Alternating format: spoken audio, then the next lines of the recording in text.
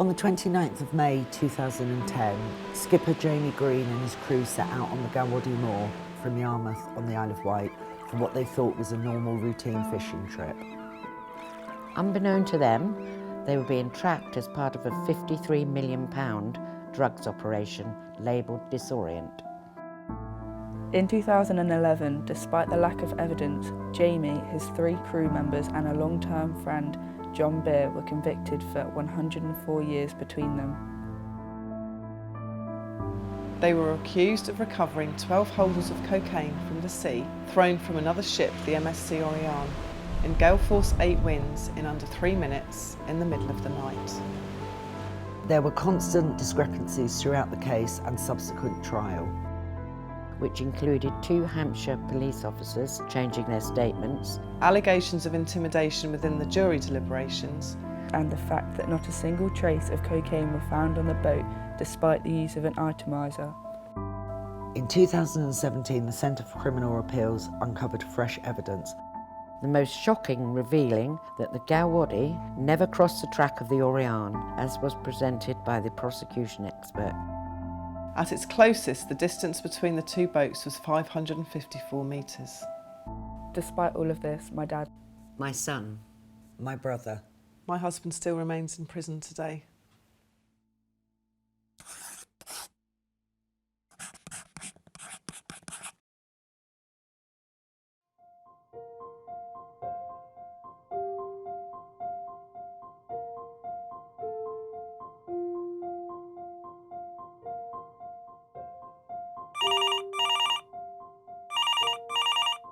Hello, darling, you right? Wow, must be cold then. It's too cold to put your gym gear on. Yeah? All right. My name's Sue Beer. I work as a family liaison officer in a local primary school. I'm married to John, have been for 25 years this year, and got 3 children and a granddaughter.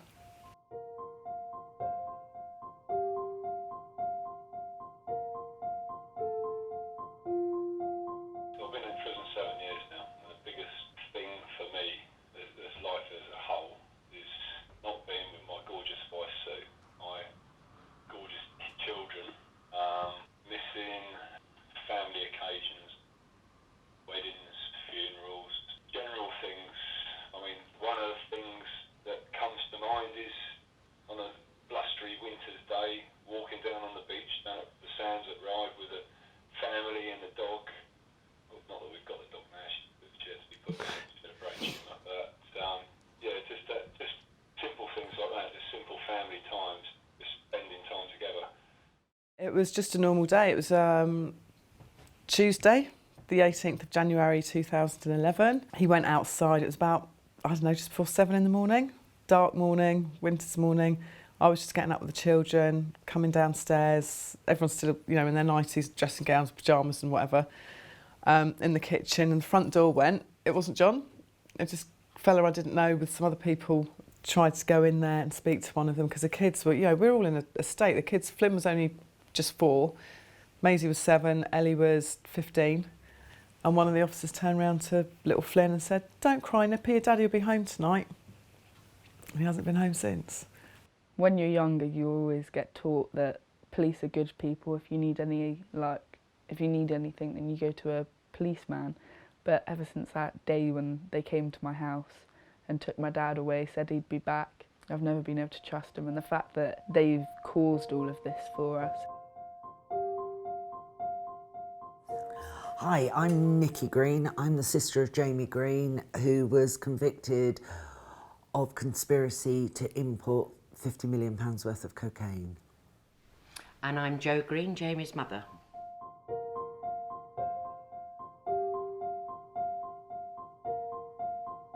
We were always convinced that, you know, it would get a not guilty verdict. I mean, the evidence was very flimsy, and we were all, I guess, terribly naive at that point, and we thought that the truth would out and that it would all sort itself out and that they'd be found not guilty.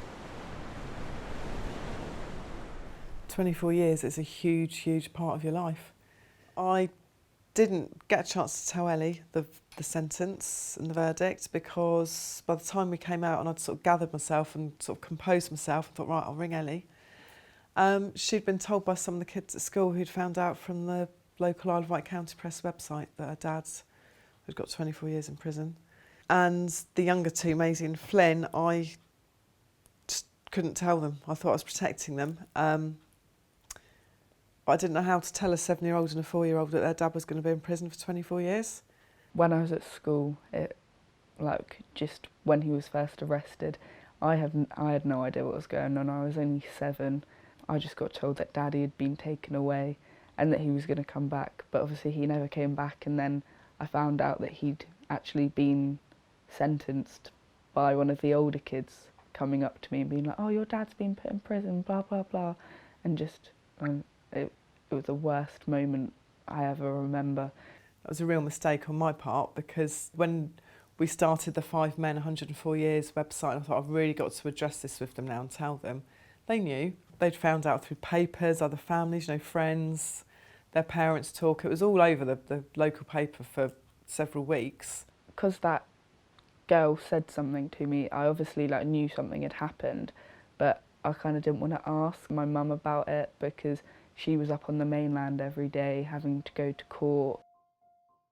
I wish I had told them and been honest now, because I wasn't protecting them. I was just breaking their trust, because when they did find out, a lot of things after that was, are you telling us the truth now, Mum? And I felt that I'd sort of really broken that trust between them. He was a rock to us all. If we all had, any one of us, including each and every one of us, had problems, we always used to seek Jamie's advice, because he would always support us all. His common sense, his strength, everything is missed.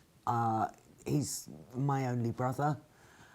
There's only 2 of us, so there was a closeness, a trust. It's just missing. So, go. What am I doing? You just fall off in this bit as well, you dangle through it and go, ah! I remember doing that. I've done that on purpose, did you say? Oh look, Dad's relaxing.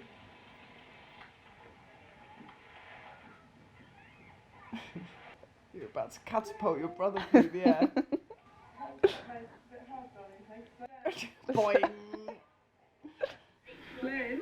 It's made them all a lot stronger, but I think it's made them have to grow up and mature so much quicker.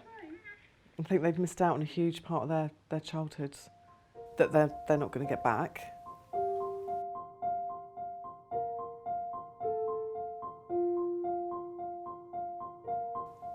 For a long time, Nikki fought the cancer really, really strongly, and Jamie was hugely encouraging of that. Oh, it was difficult. I mean, what do you do? I mean, one of our primary aims was to get this whole situation resolved before Nikki died. Unfortunately, we weren't able to do that. She fought the cancer for 6, nearly 7 years. Yes, she really fought, and I mean fought. You could see it going on. It was so hard for her, so hard. When Jamie was first in Whitemore, we had to prove to the prison that Nikki was ill, basically. We were trying to get these special visits, to get him moved for these special visits. And so we sent in all of the specialists that was dealing with Nikki's cancer. We sent in letters from her. She was very supportive.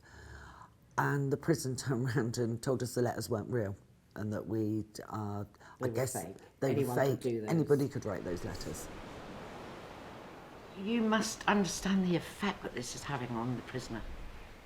I mean, to just think, well, what can he do? He's helpless. His wife's dying. No one believes him. No one believes him about anything. He's an innocent man, and he's just stuck in this situation, and he can do nothing about it. It became apparent that, Nikki wasn't going to come out of the hospice, and that it was getting very close to the end. The prison authorities are committed to either getting a final visit or allowing them to go to the funeral. They're not, then that's their only responsibility. They don't need to do both. So they arranged a visit for Jamie. So he turned up at the hospice, handcuffed to 2 guards. By this point, Nikki was in and out of consciousness. She was getting very close to the end. So he stood in a room with her, helplessly watching, chained to a guard. I mean... No privacy, no. No privacy. The guards were very good, to be fair, but, you know, at the end of the 2 hours, they said, well, come on, mate, say goodbye to your wife, it's time to go.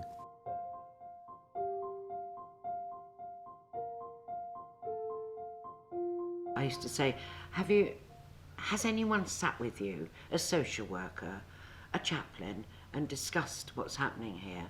No, not interested. They're not interested.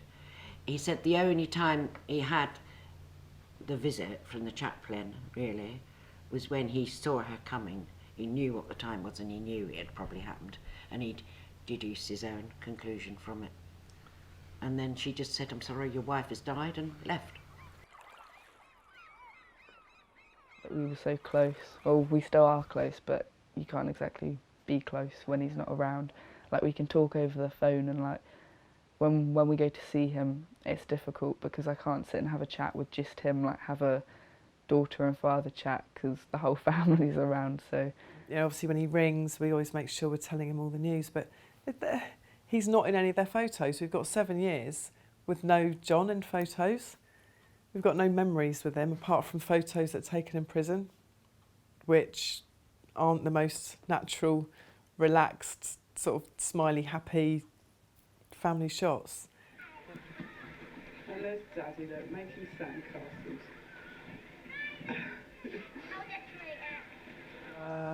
The last holiday we had was 2010, wasn't it? We went to Mauritius.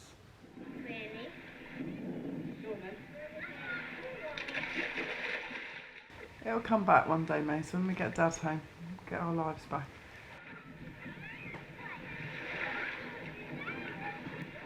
Whether it's a process of what we've been through, but I feel my role diminishing and the younger ones taking over. I don't know whether it's the pressure of what we've been through, the strain, the stress, but my husband and I have sort of dipped out of the business at the moment for a while because it was just all too much. Everything reminded you of it. You know, you say this as though someone's died, but it's worse than when someone's died. If someone's died, you get over it and you grieve and you get through it. But this is constant, constant. It just becomes part of your day-to-day existence. You are involved in the story as, you know, as much as he is. My husband and I's biggest fear always, when this happened, that we wouldn't be here when Jamie was freed. When each time you get a knockback or something went wrong with the case, you used to think, God, you know, we will keep going with this and we will succeed, because the fear is that you're going to be dead, that you won't see them again, not in a normal routine. You know, we're hopeful, we're hopeful. Every time we succeed and go down another little path and the door opens, we think, yes, we're nearly there. So that's the way we look at it. We don't look at it as 17 years in the future. You couldn't do that. You couldn't. The most important thing is awareness of these miscarriages of justice. If people are unaware of them, it makes it so much easier for the authorities to just keep sweeping them under the carpet. We need to reduce stigma attached to this and to raise awareness that the families are struggling and serving a sentence as well. I want people to realise that the families aren't the bad people and that they struggle just as much as the person in prison. Never give up. Keep supporting and keep fighting. It will come good in the end.